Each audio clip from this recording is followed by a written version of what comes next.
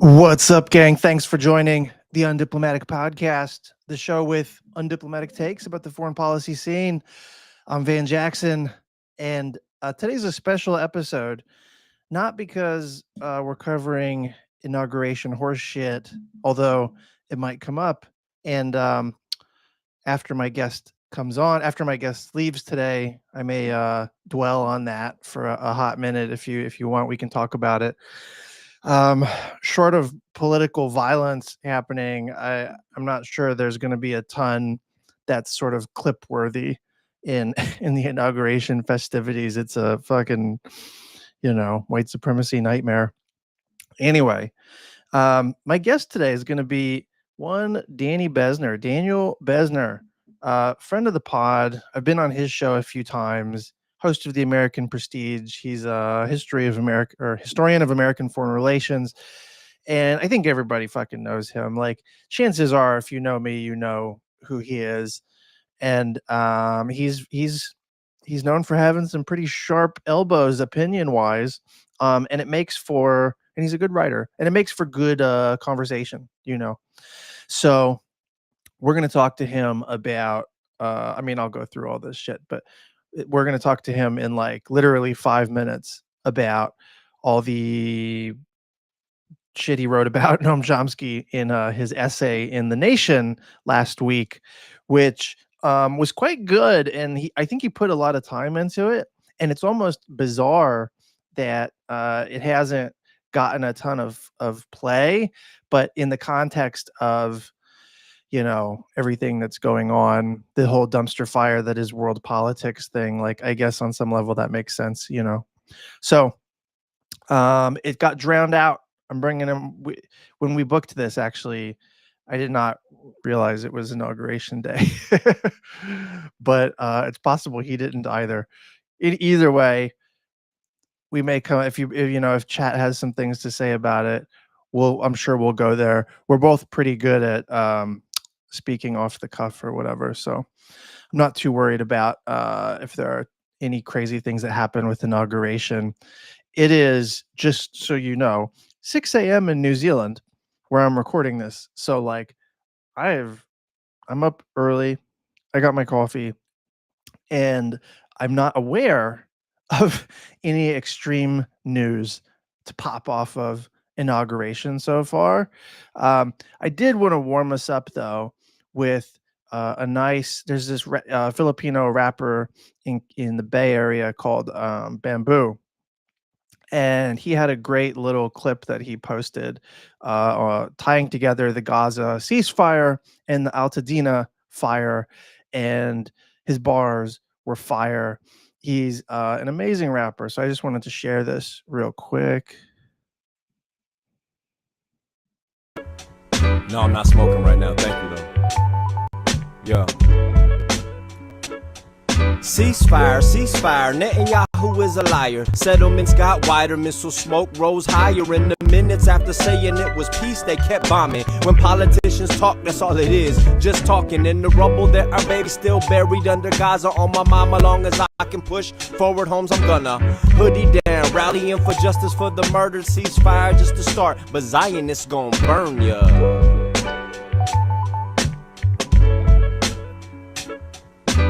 Fire in the hills of the places I grew up at. Altadena neighborhoods burnt, hard to look at. Buster ass government officials playing games in the name of an agenda for political gain. You can see how people organize themselves just to help. I hail from the city where the Shumash dwelled, the home of Chavez Ravine, Kharia Philistine, Forever 213. That's it, man. That's all I got. Resilient. Long live the resilient. Long live the resistance. Isn't that dope? So fucking good. He's hardcore on how's the framing, Fern? Rap. And I think 2020 he did his own about working class with Killer Mike, and it is radical. Ceasefire, Netanyahu is a liar. Settlements got wider, missile smoke rose higher. In the minutes after saying it was peace, they kept bombing. Not in my when normal politicians time talk, slot. that's all it is, just talking. In the rubble, there Our baby's life still shit buried going under on. Gaza But, on my mama long this as was I the can only push time that Danny forward and I homes. could I'm gonna actually link hoodie up. down, rallying for justice for the murdered, ceasefire just to start. But Zionists gon' burn ya.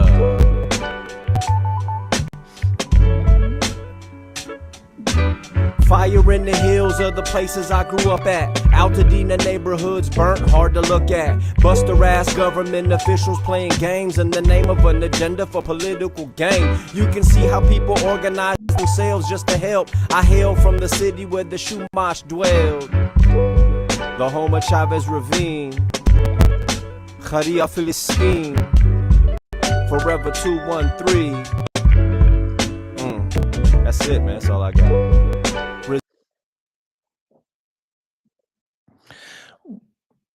Well, that's dope shit. That's all I gotta say. It's Bamboo Pistola. So Danny's gonna be jumping in here, I mean, literally in the next like minute or so. So until then, the only other thing that I wanted to sort of pop off on is about like sort of related to the inauguration. So fabulous. The inauguration's a bunch of fucking MAGA heads, of course, bunch of white supremacists out there. Not that every MAGA is a white supremacist, but there's enough of them. There's enough of them. And in fact, I watched Killers of the Flower Moon last night for my other podcast, the Bang Bang podcast. And it's kind of wild how like you see a civilization structured. What does it look like to have a white supremacist social order introduce wealth to the brown folks at the bottom of the social order? What happens? And it's like, that's Killers of the Flower Moon, bro. That's what you end up with. It's fucking wild. Fancy Philip Flop in the chat says not every non-MAGA is not a white supremacist. Okay. It's a lot of double negatives there. So yeah. Anyways, I bring up the whole like white supremacist angle on the inauguration because Snoop Dogg, of all people, was fucking playing the inauguration. He was performing. You know, I saw a video of him doing like drop it like it's hot, drop it like it's hot. And the MAGA people just sitting there stone faced, like wishing they could lynch him, you know, either that or like they just don't know how to dance. But either way, it was bananas because this is Snoop Dogg's reaction to Trump in 2017. And maybe you've seen this clip. Maybe you're aware of the deep hypocrisy going on with with Unc. But this was Snoop in 2017.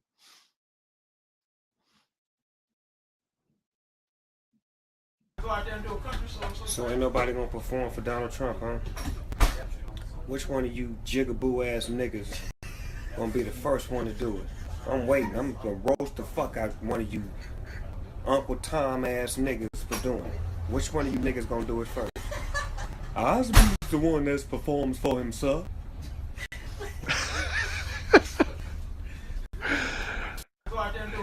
You ever So ain't see? nobody gonna perform for Donald Trump, huh? Which one of you jigaboo ass niggas gonna be the first one to do it? He said I'm jigaboo. gonna roast the fuck out one of you Uncle Tom ass niggas for doing it. Which one of you niggas gonna do it first? Osby's the one that performs for himself. Get the fuck out of here. That was fucking Snoop in 2017. Snoop fucking going hard in the paint on Snoop. Are you fucking kidding me? This motherfucker, he called him Jigaboo, Uncle Tom. Danny Bessner. Let me pull you up here, man. Yo, what's up? Hey, what's going on? I heard some Snoop talk. Yeah. I don't know if you saw this floating around the web, but like he's performing at the Trump inauguration festivities in 2017. I just cut the clip, so I don't have it anymore. But in 2017, he went off about the first rapper to perform at Trump's inauguration. He was going to light him up as Uncle Tom, blah, blah, blah. The vibes have changed. What Times can I say? have changed. Yeah. Do you feel like that you Times can have read changed. into that? Can you like I mean, the Democrats just totally got washed in every way, shape, or form. I think it's just mostly that. There's no other alternative. So what are you going to do? You're not going to align with a group of losers who have just lost over and over again, and who like could barely field a candidate. And it's just yeah. I mean, it makes sense. I think it's easily legible. Yeah. Do you I know you were never a big fan of like, hashtag resistance lib anything, but like No, I was not. but like Well, just because it was pointless and lame. So two marks against it: stupid and losery. well, so like back at that time I was part of that at one point, but like in my mind it was like, or I was rationalizing a little bit as like an on-ramp to political consciousness, and it was totally not that.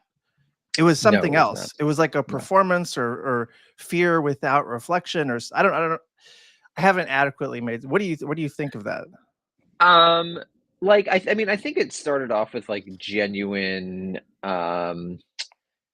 like a genuine disgust at Trump. I think that was real, but it's just it misidentified what was happening, so that was Mm, doomed from the beginning. It's like the fascism thesis. It misidentified what was happening, so it's useless politically, and like whatever you could say analytically about the fascism thing or whatever the resistance thing, maybe it came from noble intentions. It didn't understand what was going on, so it wasn't going to have any political effect. And as I said about both of those things, I was correct. It's correct about those, correct about Ukraine, correct about what Israel was going to do to Gaza.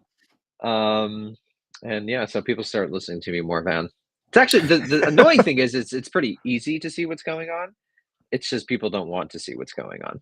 well, And it's in my easy if opinion, you understand America historically, which I right. think is one of the advantages that historians like you, in fact, have had these Even though past. we have some of the worst resistance people were historians, just basically lying to the public or willfully misunderstanding things. So Well, the so history yeah, profession is quite sort of centristy liberal, definitely. right? Like, Yeah, set very, very centristly. Yeah.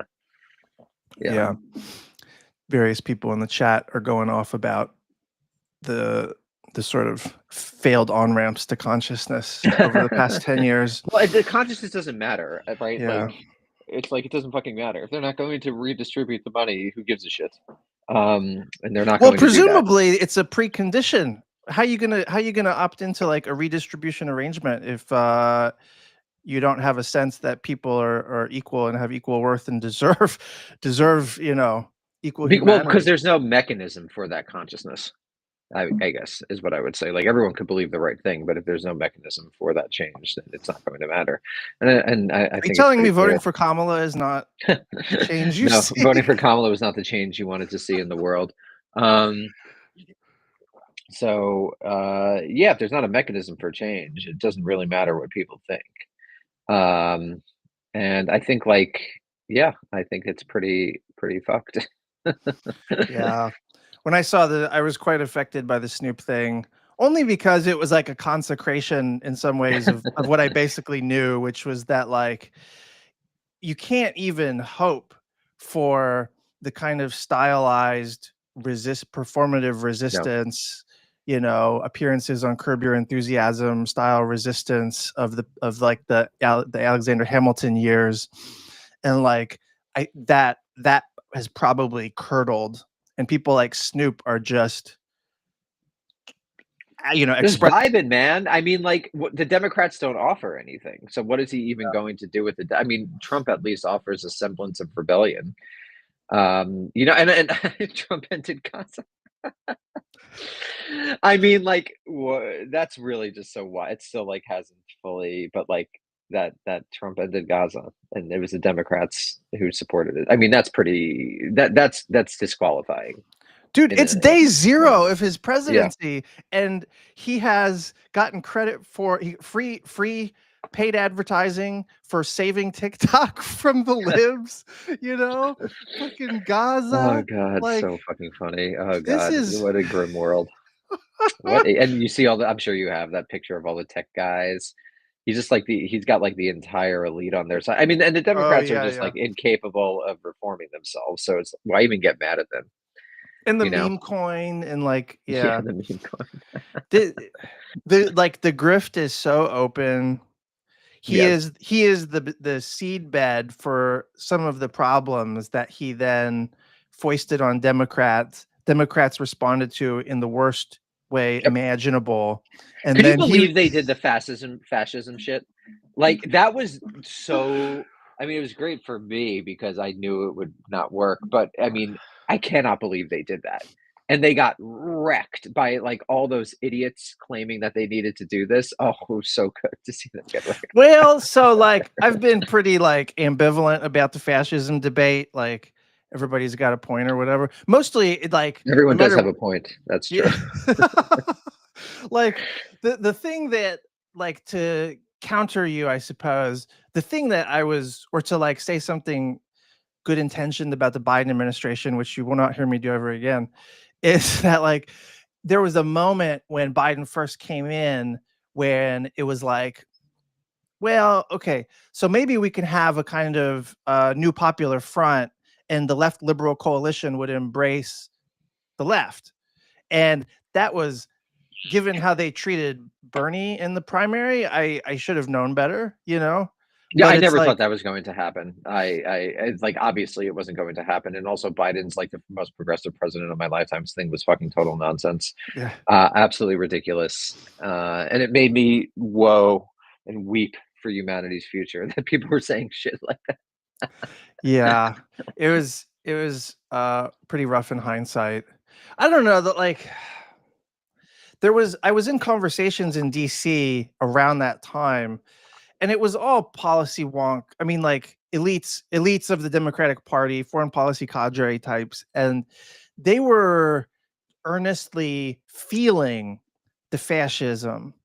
And the thing that broke my brain and like sort of turned me a bit more was that like they would in the same conversation they would shriek at me. I was in a room of like just progressive foreign policy wonks at one point. We were doing like China shit. And in the same conversation, they're like, we have to beat Trump no matter what. Fascist, fascist, fash. And I'm like, all right, let's take this to its logical conclusion. What does that mean? Right? This means general strike. This means insurgency. This means we go learn how to fire a gun and figure out where you even buy them from. You know what I Right, mean? Like right. this is fucking no joke, right? Right? And they're like, and that's why we have to win in great power competition with China. And Yeah, I'm no, it's like, ridiculous. It's like the blob is so boring, dude. Like it is just like so uninteresting. Uh, all of these foreign policy conversations. I don't know if we've talked about this before, but they're just so boring. It's like I don't even want to write about it anymore. It's like who gives a shit? Like what's obvious is obvious, and at this point, if they're not going to get it, who cares? I do feel that way about like IR. Like I feel like IR. Like I haven't paid attention to like new IR stuff in years at this point, because everything that comes across my transom is like not that interesting. Like, what is the IR doing right now? Like, I shitting the used to like bed. pay attention to those debates. What do they? I genuinely don't know what's like happening in the field. So there is a like this is not the IR podcast right now, but like there was a turn around Black Lives Matter where I think there was like a lot of like International Studies Association APSA type energy to kind of like take woke seriously kind of thing, and that has dissipated. Surprise, but it has created a kind of energy or like a positive vibe around like historical sociology, which is at the same time getting away from IR and going toward history, basically.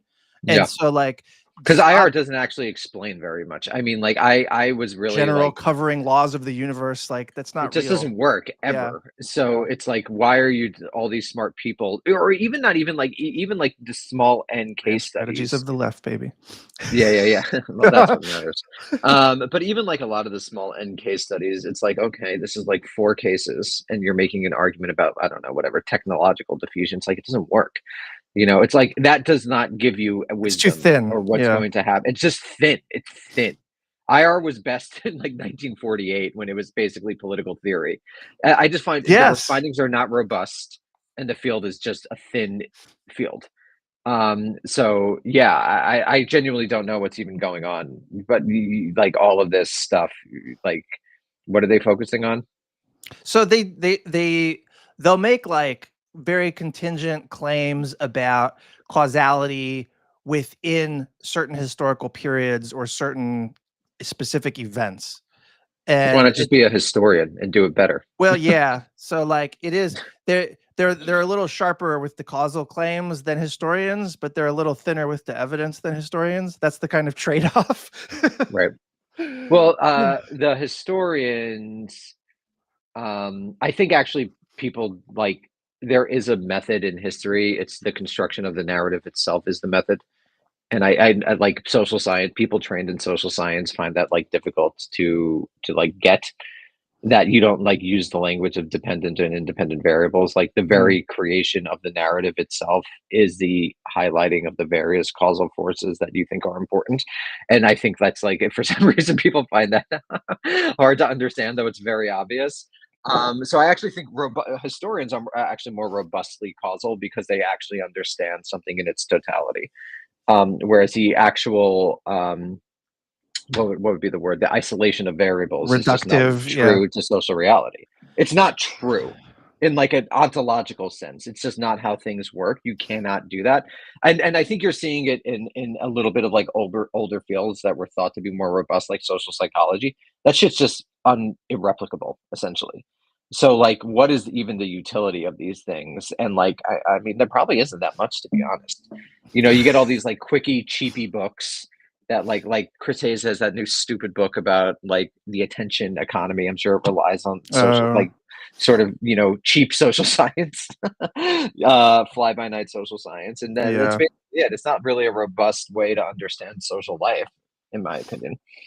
Yeah. I mean, international relations itself was like, part of it was, of course, how do you manage empire? And so it's like imperial management, the discipline, you know, but then on the other hand, it's like, it got a huge generative boost from needing to have something that's an alternative intellectually to Marxism, which actually is a totalizing social theory, you know? And it's like to be not Marx, but to still say this is how the world works.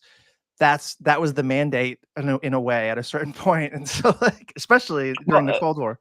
Well, and then over the 50s and the 60s, it became increasingly quantified because that's where the money was. And they basically wanted to, you know, a robust theory for fighting in Vietnam or these various development projects that, you know, of course, all failed. But like, what do young, it seems like IR programs are still doing well. They're not shrinking. I know history is shrinking, mostly because of the job market. Like, what is the job market in IR? I have no idea. It's history, like, bad. doesn't It's not exist. history It doesn't bad, exist. but it's bad. History is bad. Yeah. Chat History, says like, all you doesn't need to know is exist. Thucydides' trap. Yeah, it's true. That Yeah. is true. All you need to know is that Thucydides' trap. So, but people in IR are getting like jobs. Onesie twosies. I mean, like if you go to a state school, good luck. No chance. You know? So, but if you go to Princeton or Yale or Harvard, you'll like get some like you'll minor work in job in the Alabama Midwest or something. Yeah. In fact, I Yeah. just spoke to somebody the other day who had like, I think they teach in either Alabama or Mississippi, and they went Ivy League. You know, it was Princeton or something like that. So that's the new typical story, downwardly mobile, but still mobile, I mean, Yeah, you're still getting tenure track jobs, and then maybe you do some like consulting thing. Yeah. Although the tenure track job, like a lot of it is like 3 years of postdocing, and then that's the expectation is like, you're not going to slot into a tenure track job right away. Probably you're going to, where's your postdocs when you apply? You know? So I remember when I like kind of stopped paying attention, like there was this like political psychology thing that everyone was getting into. Is that still happening? Like this IR psychology thing? Flash. That was actually when I was coming up too. So people were talking about like what's that fucking prospect theory, and it was like Daniel Kahneman's, Amos Tversky's bullshit about domain of losses and shit, and like they were trying to apply that to IR, and like that was everything's a fucking fad, you know. Yeah, um yeah. anyway, the IR is But in just one trouble. question before we end. What's the new fad? Like, do you pay attention or do you stop Yeah, paying attention? it's historical sociology stuff, like Okay, that. The best work borders on history. Like it looks right, it, and like when they publish it in book form, it's like a history book that has a chapter in it that's a bit wonky, you know, right, about right. where like That's the talking earth. about like theory. Yeah, Yeah, yeah. So like the better it is, the closer it tends to be to history. Like I don't want to oversimplify, but yeah. yeah. Um, so I don't know. The Cool. thing is, like, nobody gets into international relations thinking that it is what it is. There's an Right, institutional capture that has kind of monopolized what it is and how it should be. And then all the professional incentives are toward like regression data sets of nation states and shit, you know, like whatever. Um, so yeah. like it's in trouble in the sense of relevance. It's still getting Well, that's people. pretty clear. Like, no Yeah, one turns to II scholar. I mean, it's all historians. yeah. There since basically since Trump, like I think that the historians replaced like the social psychologists. Like, kind of everyone in the elite world is like, oh wait, social psychology is like kind of bullshit, and so they just started going to historians. They went to the wrong historians, but they went to historians. I just don't see IR scholars really ever. You know, Yeah. ever. Except maybe they'll be like, so this person wrote this book and they support me in this debate. They'll be referenced, but they're very rarely like. And do people in the field talk about it or not really? Not really. Probably not really. Yeah, There was a guy a few years ago who wrote a book about like I yeah. forget what it's called. The The cult of the irrelevant. irrelevant. Yeah, Yeah, yeah. I reviewed it. Oh, did you? Gosh, yeah, he got a lot of the history right. You know, I remember I reviewed it, and it's like this. It was like you can read my review and perspectives on politics. I think I reviewed that, and Dan Dressner. Dan Dressner's also disappeared. Like Well, he was like one of the he's got a IR Substack, scholars. Oh, he's got a Substack. and Okay, it's like a very large one relative to IR got it. people. So Got it. Got it. Got it. Got it. Got it. yeah. But he he made about 1,000 predictions in the lead up to the election, and he got about 0 of them correct. So I'm not sure what that tells you. Yeah, nothing Um, good. yeah, yeah, yeah.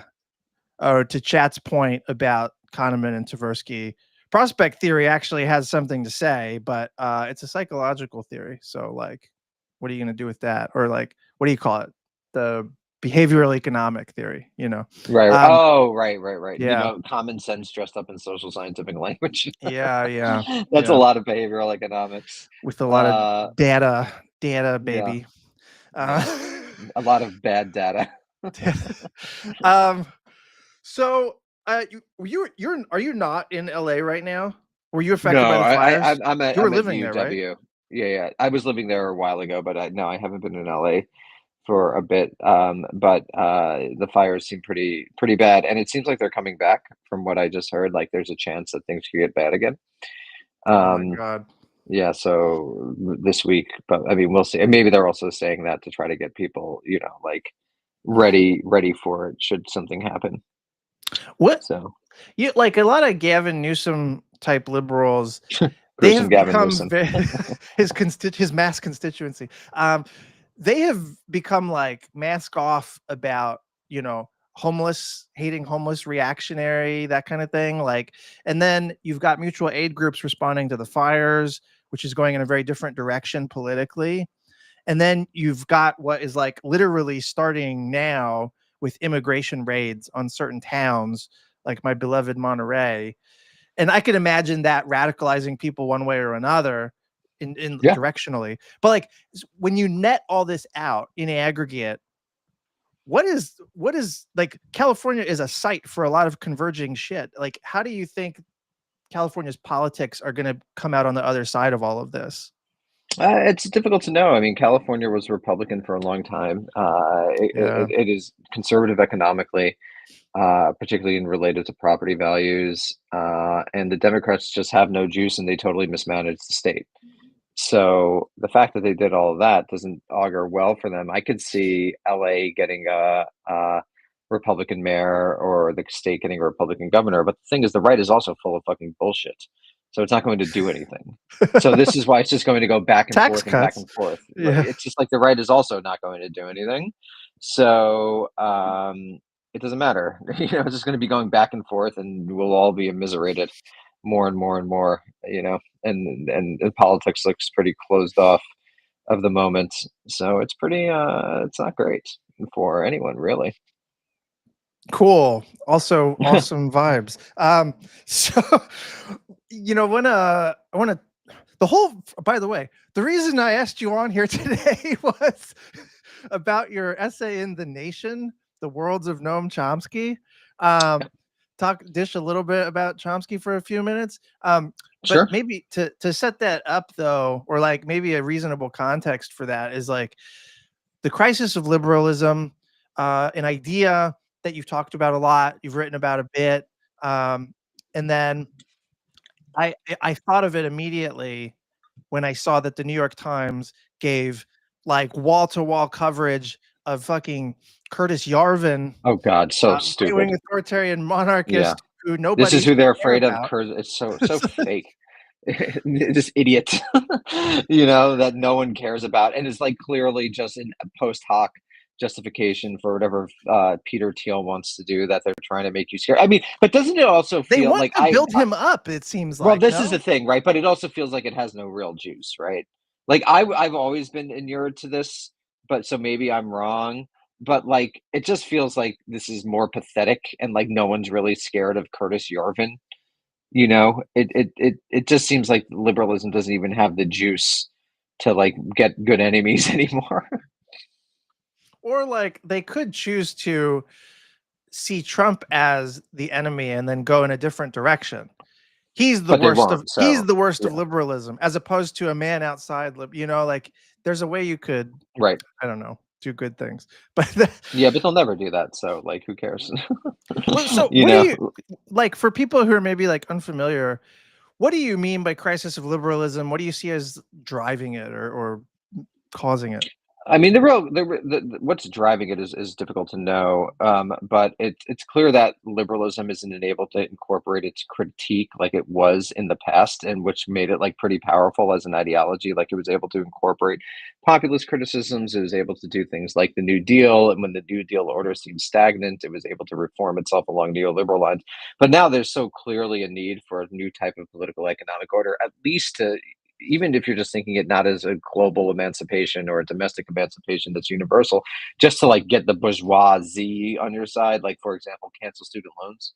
Like it's so bizarre that they didn't do that, because that would just get like the entire upper bourgeoisie on your side for a really long time. And the fact that they're not able to do that indicates that the ideology is been incapable of reforming itself.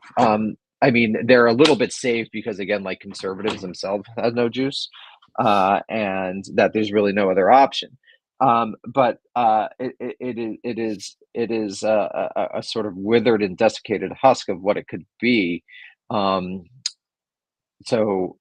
in that sense, it is in crisis. Now, the reasons for it, I probably have to do with what in IR would be termed second image problems, not second order, sorry, second image problems.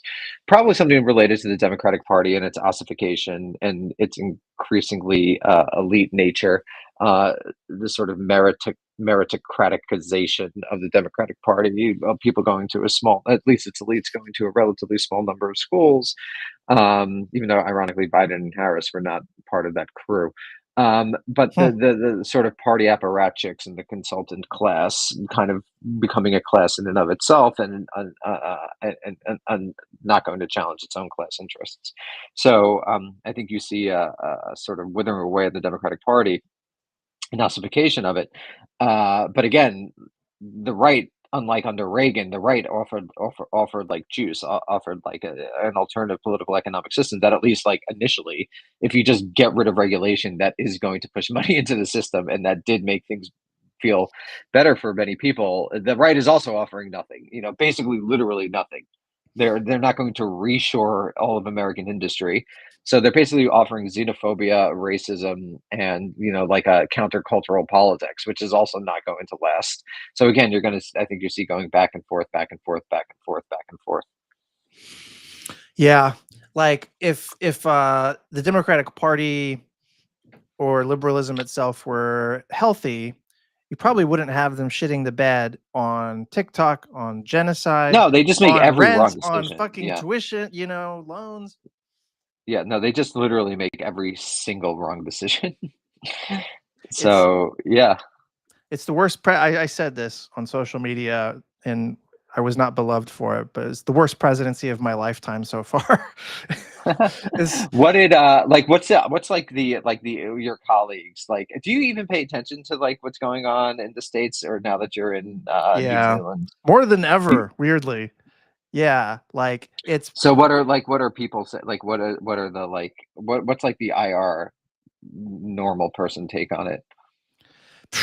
not good. I mean, like it's that kind of like sort of hockey liberalism, like Hmm. there's a bunch of responses that are like the cleavage is kind of Gaza, if Right, if you're the kind of scholar who recognizes a genocide when you see it, and like you want to call out war crimes, and you think that our vocation ought to have within its horizons human liberation, then right, you're going to have our politics, you know what I mean, like or something like that, and then therefore you're not going to fall into these weird MSNBC traps or whatever.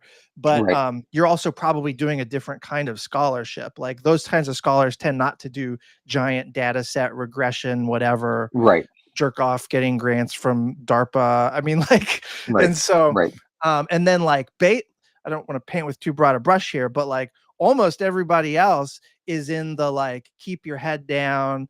I was progressive, curious once upon a time, but then Ukraine happened and Trump was a fascist and everyone needs to shut up and color while we vote for Kamala, and the right. economy's great. What the fuck are you talking about?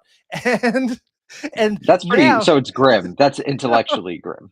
and it's like, what I'm curious about now is like, where these people go, because they were the ones, even though a lot of them are my friends, who really didn't like that I was like, Biden's the worst president in my lifetime. Because when Kamala, around the time she won, they were like, Biden's the best president of my lifetime. And it's like, this means Right. best and worst have no meaning. I mean, like, what do Yeah, you, yeah, yeah. It doesn't matter. I mean, and they're cooked and they're not going to win. But yeah, I mean, it just makes me want to like tune out, you know? Like the arguments are correct and they're there, but no one's listening and you can't do anything about it. So who gives a shit, you know? It's wild. this goes It's back very to the depressing. elite unaccountability thing. Like the foreign Yeah. policy cadre are in a Yep. bubble. They Yep. staff whoever's the president, best policy advice, they strategy wash fucking whatever, warmongering whims happen to be on the table at the moment, Right. like Right.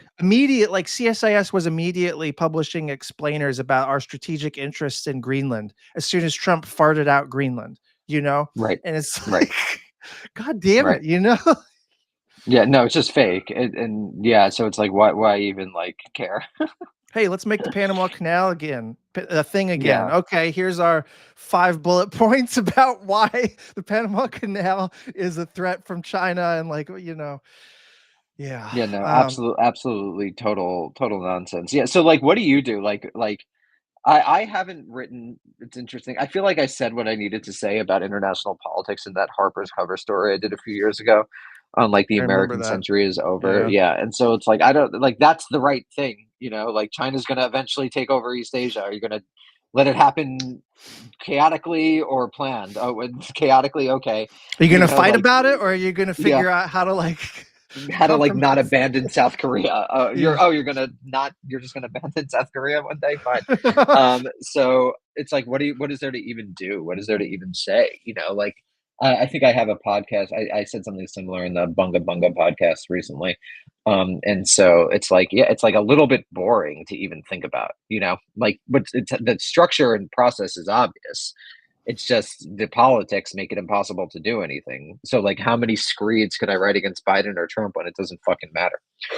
Well, so this is That's where why this. I find just very quickly someone like Wartime admirable, because he's like out there writing the op-eds. He's in the Uh, pocket, yeah, like he's in the. punching I mean, he's back like and doing it. I couldn't do it.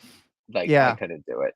I You just you guys are like two extreme models for how to interact or not interact with this stuff.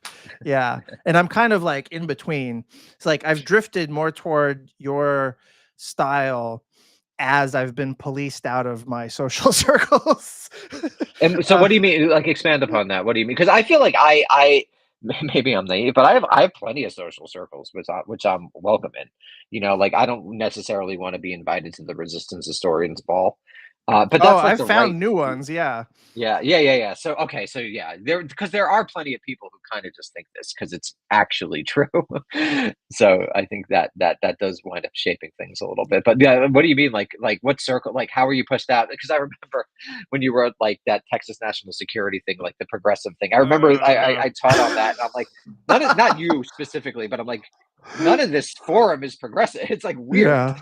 No. It's like, yeah. I Do you commissioned remember that that? Of course you forum do. and I was Yeah. like, who can I find that claims a progressive foreign policy mantle, but is of the national security state? And guess what? There weren't Right. any. So Right. like, Right. and yeah, 'Cause you and I wouldn't was do it. You wouldn't work for it, right? If you're like, I could not work for any of these people. Like I could have worked for Bernie, maybe, but I couldn't work for a Biden or whoever is coming next. So yeah, you're not gonna find anyone like that. yeah, I mean those are the circles out of which I was policed basically, because it's like Yeah. the circles themselves formed around being the feudal whatever samurai pledging their swords to the particular political candidate of the day or the administration of the day. And so they were like just about serving. That's it. Right. And Right. they viewed their own advice as apolitical, but So like the silly. the hardcore nug of what they were trying to do was like preserve and promote American exceptionalism on the back of global primacy. And Right. if you formulated it in strategic terms, like it would be like the Zabig Brzezinski grand chessboard, where it's like, this is about, keeping the savages down and the Right. great power threats at bay and maintaining preeminence. And like, he was like more naked about this stuff, but like, that's it. And it's like, we have the whole circle was built around a false premise about American power is a global public good. Right. Which is just not true. Like, It's just not true. how do people like whatever? How do people just ignore the history? Like the history is now like people have done the work in the last 10 years, really, to just show how brutal American power has been in the Cold War and after. Do people just? It would have been worse. Is that what they say? Oh, would you like the Soviet Union, which is another capacity? But would you like the Soviet Union to have run the world? Is that what they say? There's this site, so that happens sometimes. Yes, like what's the counterfactual? The Yep. counterfactual always would have been worse. That's like the Yep. main thing. But also Yep. like they that like they don't. I don't know. They're not serious thinkers about like the politics of what they do. I don't think, and they're not Right. serious That's thinkers about. fundamentally what it is. It's not serious, right? Like, and I think a lot of this shit, including among the resistance historians, is just not serious. So what are you going to do? Like I'm not going to expend my intellectual energy to take apart something that's obviously weak, thin. So it just seems like pointless. This was my last salvo trying to reach them for real was Grand Strategies of the Left. Because it's Right. like, look, this is in your language, motherfucker. And this is Right. better, clearer analysis than anything that you guys are doing, anything that's already in your head. So take it or fucking fuck you. And they told me to pound rocks. So So it wasn't received like at all, really. it was received by IR scholars.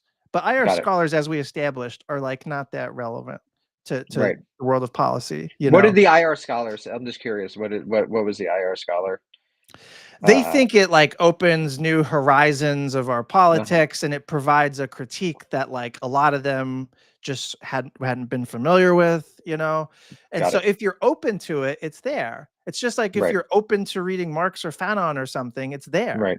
But Right. if you're not, you're not. And like for the most part, they're not. Like Daniel Right. Immerwahr's book, How to Hide an Empire, Mhm. what made that book special was not necessarily the content, but the fact that it was like a popular airport bookstore, super uber bestseller that showed a lot of dark history that Right. lingers, that's like not distant past.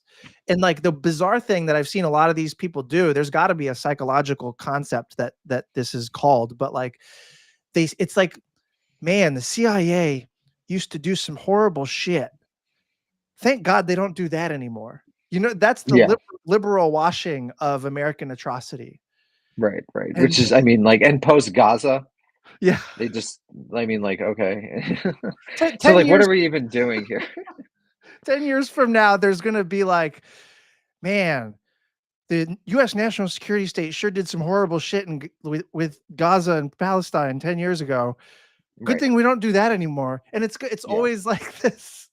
You've got to be for whatever the current war is, and you've got to condemn whatever the past thing is. And that way of seeing that separates them as if they're not related is how you get to be a liberal. Like you couldn't be a liberal otherwise, you know? Right. Right. I'm not Right. anti-liberal. If you're a liberal, welcome to the show. But Jesus. We love you and your money. So does Snoop Dogg. So Ben, I've Yeah. only got about 10 more minutes, so we Oh can, my if you God. want to talk about Who the fuck is Chomsky, Noam or we can just Chomsky? continue to bullshit. Let's That's talk fine with about me. Chomsky, I'm having a dude. good time. I'm This having a was good time. fun. This was a great essay. And it was Thank also you. good. Everything I write is great. Is it not true? Well, okay. Naturally. No, it is good. You're a good writer. So like this was kind of a short intellectual history of Chomsky at the same time that it was a book review of his latest book with Nathan Robinson. What is it? The Myth of American Idealism. What's the upshot of what you were trying to argue there? Well, I mean, Chomsky, basically the book is a recitation of all the stuff we were talking about. You know, like that's most of the book is just like this is all the horrible shit that the United States has done. You shouldn't believe that our nation is good. That is the myth of American idealism. Correct. But the thing that Chomsky and I think a lot of people of the 20th century uh, just got wrong was how do you actually change things? So Chomsky is like effectively public enlightenment, and then that will lead somehow to political change, primarily through mass-based organization and expressed in protests, and that's just wrong. Empirically, that's not how power in the system functions. So that was essentially my criticism of Chomsky, that this notion, this obsession with information politics, which I think became really big on the left and still is big on the left, and this fetishization of mass protest in particular has just not proven robust enough to actually shift things. The mass protest movements really don't do anything. I would say kind of in any issue area now, but the one I know most about is foreign policy. Didn't really do much in the Vietnam War. I know a lot of.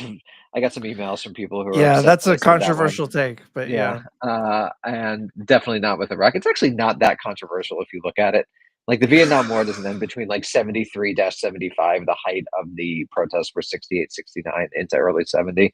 Once Nixon basically attenuates the boots on the ground strategy in favor of bombing, the protests themselves quickly attenuate, though they have their most important effect with the ending of the draft, which had ironic consequences, as I mentioned in the article. But yeah, they just don't work. And a lot of people know America is great today. It just doesn't matter. That was essentially my criticism.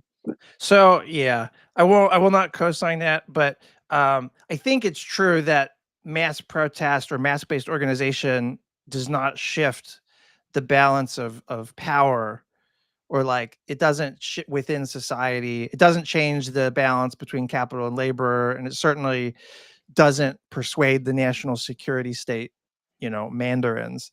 Like I think that's all true, but like it creates anyways, I'm not gonna go. The thing that like struck me about your essay was this whole "the truth revealed changes things" of Chomsky. Like he was on your show maybe a year or Yeah. two ago, and he disagreed with you obviously about this because like why would he not if you're critiquing. But like he's always like in the He imaginary. doesn't have the basis, so I'm right. I mean, like, it's not. It's empirical. Like, did protests end Vietnam? No. I mean, like, it just did not. The thing you could do is what you were about to do, which is like it was a concatenation of factors that led to blah blah blah blah blah blah blah. Yeah, But like it was it's like in the low fabric. on them. Yeah. You know, it was As a low direct on the causal scale. force, no. If you're viewing this like an IR scholar, then I can see how you get there. But like his reputation of Chomsky is like radical fucking leftist. But then when you read him deeply, and this guy's written 100 books, like it's and the myth of American idealism is done in the same manner. It's kind of like he's just citing New York Times articles to make arguments that show that the government is like narrating itself in ways that are not true. And Yeah. that doesn't seem like a super radical Not anymore. program. It wasn't like the 60s, I think. You know, Oh. more so in the 60s and the 70s, but it just doesn't matter anymore. You know, we live in a hyper real, hyper normal moment. So this shit just doesn't matter. And there's a bunch of like leftists who are still obsessed with information politics, and I don't get it. It is just not useful. It is not moving the needle in any direction. So you think his kind of theory of change actually owes to the literally like the moment that he occupied? Yeah, of coming up? course. Yeah. Yeah, always, always, always, always, always. Yeah. Yeah, Always. 100% of the time. Always and always. That is what primarily shapes. So look at this. But that time was 60 years ago. It's a long ass time ago. Yeah. I mean, okay. So do you think the Myth of American Idealism book, like, do you think it was more of like a liberal facing book than a left facing book? And do you think that affects the It's just like success kind of of a it? summation, you know, like Nathan, he wrote it with Nathan Robinson of Current Affairs. It's like Mhm. all the things that Chomsky has been saying. It's a nice, like, he has so many books that this is probably like one you could be like, here's Chomsky's thought, you know, and that in that sense it's useful because Chomsky is a really important anti-imperialist intellectual. Mhm. Yeah. Yeah. So that is I think just what it is, and it's useful, I think. Yeah. I mean, so I'll let you off here in just a second. American Sure. exceptionalism is powerful among elites. There's no question about that. You could call that a kind of idealism, you know? And so you might be right that the public is disillusioned, you know, people don't believe in anything. That was part of your critique in the essay. And like the problem is, you know, the ruling class most needs a book like this, but is least likely to like pick this book up. And so like, Right. Well, you I mean, the know, evidence is out there. If they don't want it, if they don't want to hear it, they're not going to hear it because of a book, right? And it's this again. This isn't like complicated. What the United States has done, it's clear. Everyone knows it. mhm. And like, I think it's millions of people, millions upon tons of millions of people have been negatively affected. So if they don't want to see it, they don't want to see it. So that's it. Yeah. Do you read Trump's political success at like what we're seeing literally now? Do you think that undermines or confirms the idea that Americans have lost their idealism? I mean, I think it's just because there's no real alternative, and he's the only one giving voice to any sort of populist anger. I think that's really what explains it. It's also not especially complicated. The system sucks, and he's in theory anti-system. I think that's literally it. And then the Democrat, again, just to return to what we were saying at the beginning, the fact that the Democrats were unable to reform themselves in any way, even the student loan shit, which is just for the middle class and up, Low hanging fruit. I mean, just like, their yeah. constituents, they can't even do it. So they're fucked. You know, they're useless. Fuck them. Yep. Well, they told us to Basically, fuck that's what off I think. first. So Yeah, true. man. Very All true. right. So we're all gonna be Snoop Dogs. Is that your prediction? Yeah, we're all going to be Snoop Dogs, just rolling with the. I mean, we're all just going to be looking out for ourselves because that's what society told us, right? You'd be stupid not to, almost. No one's coming to save you. You're so pessimistic, dude. It's just true. Oh my God. All right. Well, this has been a rollicking fucking time. Thanks, man. This was great. Thanks so much, man. Talk to you later, dude. All right. Everyone, listen to American Prestige. Oh, Bye. yes. American Prestige podcast, folks, as you may know. All right. Bye, guys. Thanks, guys. All right. So that's Danny Bessner, the man, the myth, the legend. Hopefully you enjoyed that. I was not able to keep up on chat as much as I would have liked. And this whole thing was supposed to be about fucking Noam Chomsky. We did about 4 minutes of Chomsky and 30 minutes of IR. Thanks for sharing the article in the Nation chat. Yeah. He's super controversial. Like me embracing him and platforming him, which is not a big deal in my mind. It's a big deal in a bad way to some of the people I know and call friends even, he's rubbed people the wrong way. He gets into Twitter feuds. He makes arguments that like very much go against the grain, as you saw here about mass protests in the Vietnam War, so like the common criticism I hear is that like he overstates his case, but then he gets more right than wrong, which is like an interesting position to be in, and I find that like if that's true, I find that useful, in the same way that like, or in a similar, I don't want to compare him to John Mearsheimer, but like Mearsheimer is extremely useful analytically, even though he's wrong about everything, and Danny is more right than wrong, I think. But yeah, I wasn't going to invite him on the show and then fucking debate him about Vietnam War. But yeah, he is sanctioned by Russia. That's true. I was told the reason was like the Kremlin was putting together like AI generated lists of like people who do American foreign policy stuff. And so even though he was on obviously a critical angle, he was on it. Anyways, yeah. What do we got in the chat here? Yeah. So is anybody watching the inauguration stuff? I have not been paying attention to like any of it.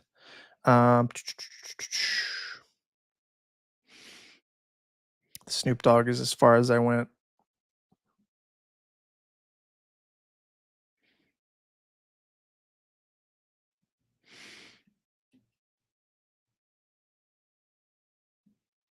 Oh, one thing I did want to share.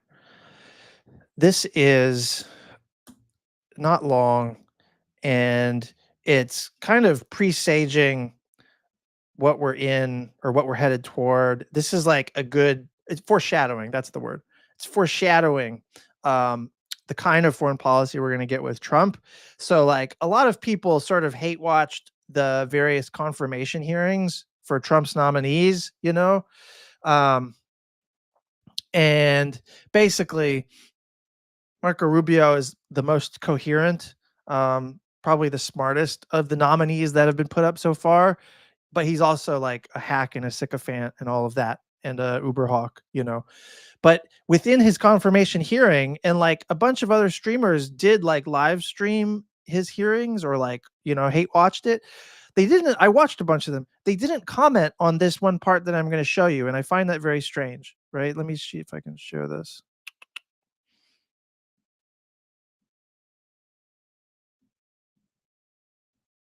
Out of the triumphalism of the end of the long Cold War emerged a bipartisan consensus. And this consensus was that we had reached the end of history, that all of the nations of the world would now become members of the democratic Western-led community, that a foreign policy that served the national interest could now be replaced by one that served the liberal world order, and that all mankind was now destined to abandon national sovereignty and national identity and would instead become one human family and citizens of the world. This wasn't just a fantasy. We now know it was a dangerous delusion. Here in America and in many of the advanced economies across the world, an almost religious commitment to free and unfettered trade at the expense of our national economy shrunk the middle class, left the working class in crisis, collapsed our industrial capacity, and has pushed critical supply chains into the hands of adversaries and of rivals. Oh, did you see that move there? Did you see how you were like comrade fucking Rubio, and then he did the quick pivot, and that's why the fucking bad guys are out to get us. That's why China's under our fucking bed, about to attack us in our sleep. You know what I mean?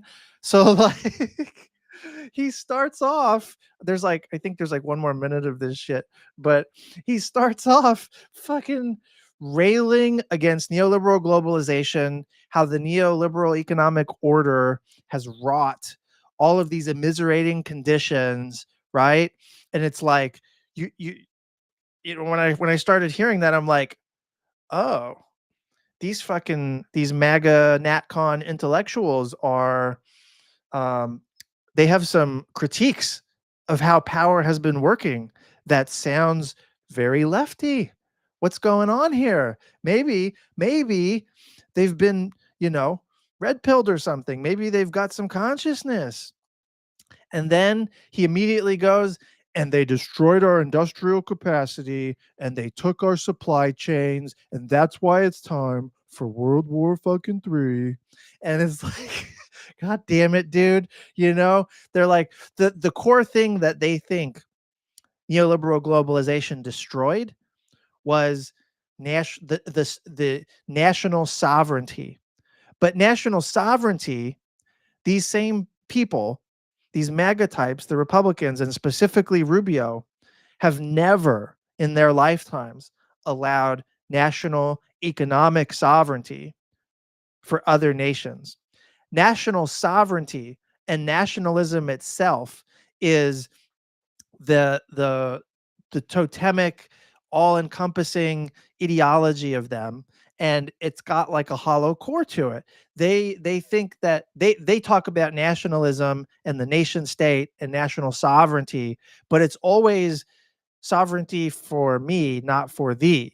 It's always, this is a construct where we are justified in going after maximum power grabs and extractions of wealth for ourselves.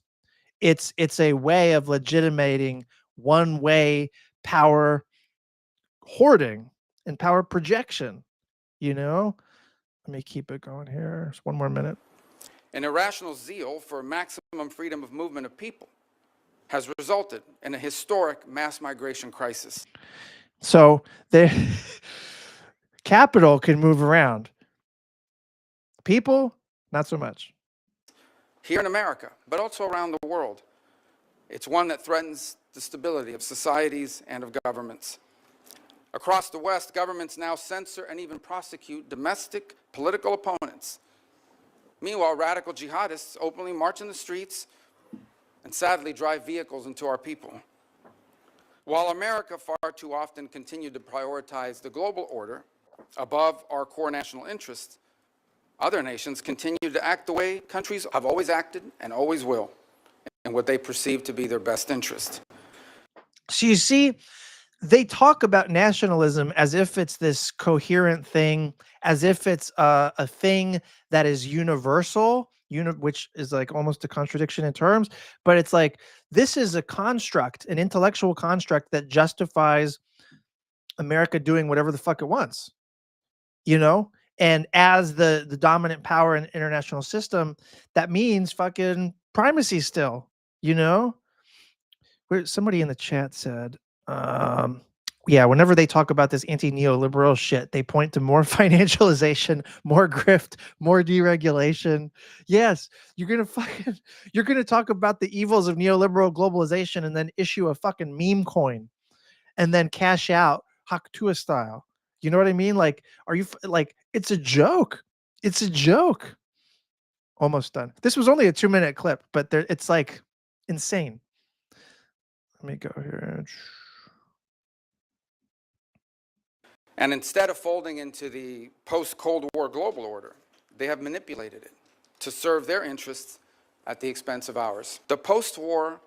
It's those elites who've manipulated the global order for their interests, not ours, as if he is with the common man. Global order is not just obsolete, it is now a weapon being used against us.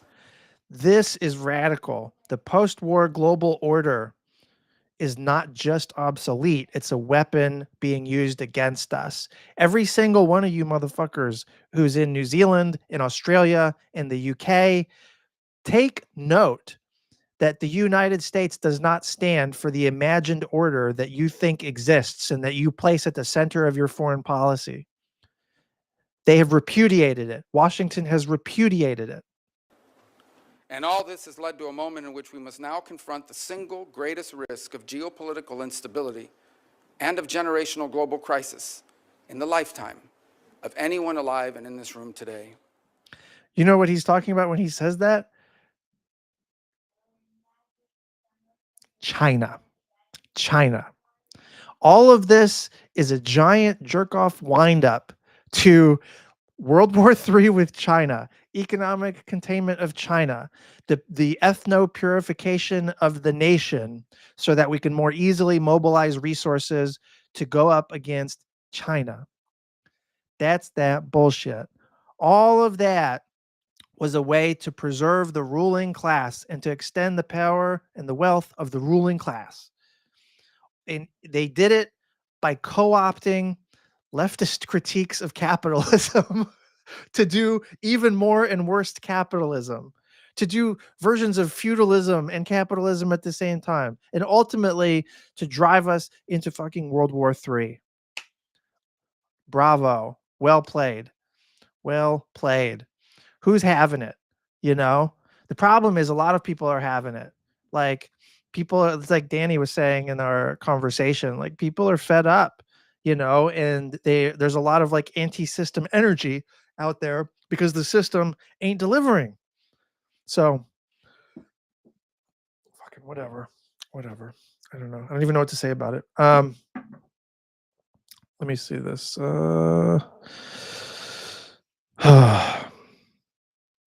Why do I think geopolitics is so deeply blind on climate change?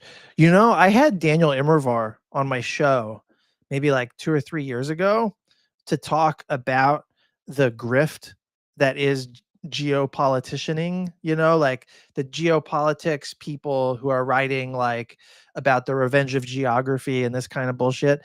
They're literally intellectual grifters doing a very vulgar version of classical geopolitics, which is just imperialism, you know? And I think there's something in that understanding that necessarily overlooks climate change, right? Like if you're an imperialist, climate change is not something you're going to care about unless it threatens your ability to sustain and extend empire. You know what I mean? So like if you're viewing the map, they're not, the classical geopoliticians present themselves as if they're simply concerned with maps and soil and terra firma, you know? But that's not really true. Thank you for sharing undiplomatic newsletter, by the way, in the chat. But yeah, that's the main way to support the pod. Although we have subscriptions on now. I'm an affiliate on Twitch, so we have subscriptions. And yeah, like the classical geopoliticians, they present themselves in one type of way, but in fact, classical geopolitics was imperialist. I've talked about this before.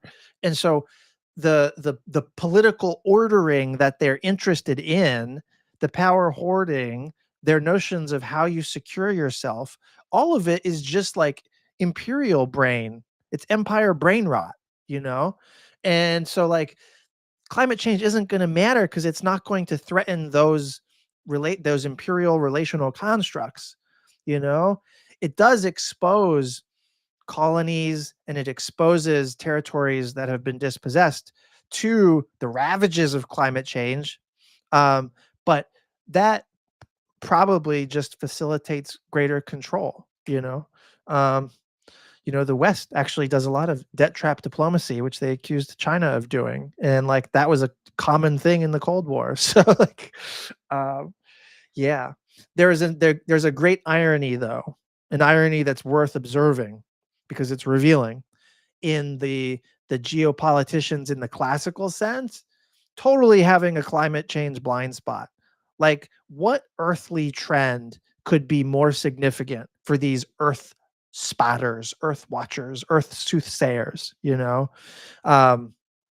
Yeah, it's garbage. I should say too, like geopolitics, the classical, I keep saying like classical geopolitics, that is intellectually bankrupt. So geopolitics exists as a kind of discipline, and it's filled with mostly critical geographers who shit all over the classical geopoliticians. You know, like they're not taken seriously as in academia at all. They don't have a constituency. They've been like discredited, but they fucking talk a good game on YouTube and in TED Talks, and that's how they get by. And they say things to the national security state that the national security state likes to hear. And the foreign policy wonks in the Democratic and Republican parties, that they like this geopolitician shtick. So like there's a convergence there. And so money and power is aligned with the classical geopoliticians' views because they're imperialists. What do you fucking expect? So that's fucked. Yeah. Are y'all subscribing? Are y'all subscribing? I don't have alerts set up, so I don't even know when when people are subscribing.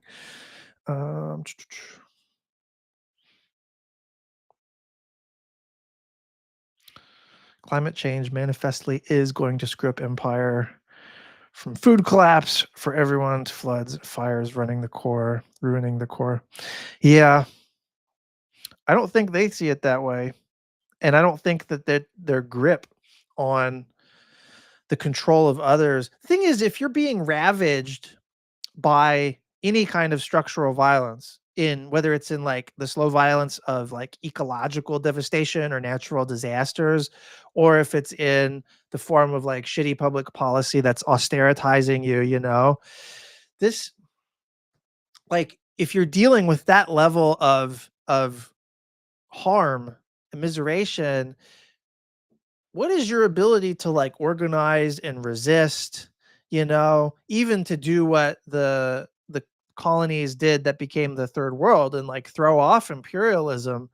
Like, could they still have done that if they were eating cyclones every week, you know, and having record temperatures and dying? And like, you know, in India, farmers are killing themselves at record levels because they're basically captive to a finance system that makes it impossible for them to make a living. It's a crazy fucking turn of events, you know?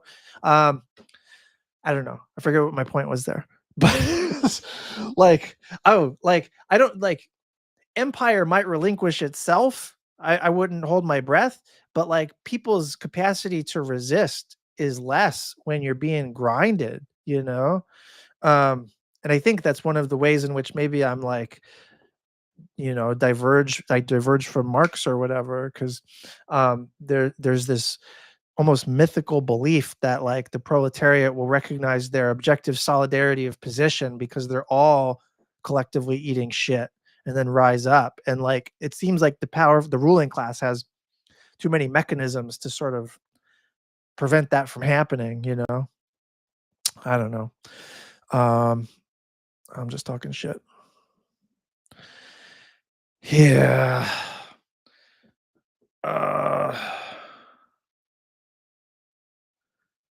Oh, that's a good point. Chat says the proletariat had lower life expectancy back in the day and they still did revolutions. That's true. People were more hopeful though, because there wasn't that was the first time that there was like a mass consciousness. You had things, you know, Fanon was new. Imagine Fanon just hitting the shelves in like 2024 or whatever, 2025. That it would be like this radical injection that wasn't there before. You know, like there was so much energy and consciousness. This is one of the things I actually disagreed with, what's his name, about Danny. You know, I think political consciousness is super fucking important. And I find it weird, super weird, to be a public intellectual who doesn't think that political consciousness matters. I wouldn't be doing this shit otherwise, you know? And on some level, I think maybe he doesn't even believe that himself. Like, he must think political consciousness matters. Otherwise, what is he doing? You know, he just hates himself. Yeah, yeah. I don't know. There's some, like, if you're gonna theorize radical change, you need more than just an agent of change, and you need more than just objectively bad conditions. Like, there's other stuff that's going on that we need to account for. And just in general, I'm not convinced that anybody has like adequately theorized this stuff, you know. Also, this is going to throw shade at my whole generation, but it feels like nobody has said anything profound since like the 60s when it comes to like diagnosing our world situation. You know, we're all still, it's like the iPhone is the last great invention and we've been coasting on that. It's kind of like all the radical ideas came out in the 60s and maybe the 70s, and we've just been coasting on it ever since. And like, I don't get it, you know. Maybe I'm overstating the case there. All right. Anyways, Danny just hates himself. I'm gonna tell him that one. All right. I think I'm actually gonna try to raid somebody here if I can fucking figure this out. But who is available?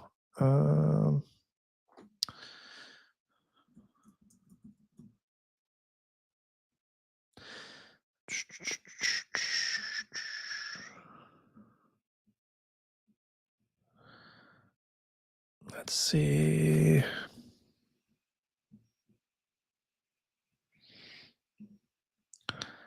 Maybe Central Committee?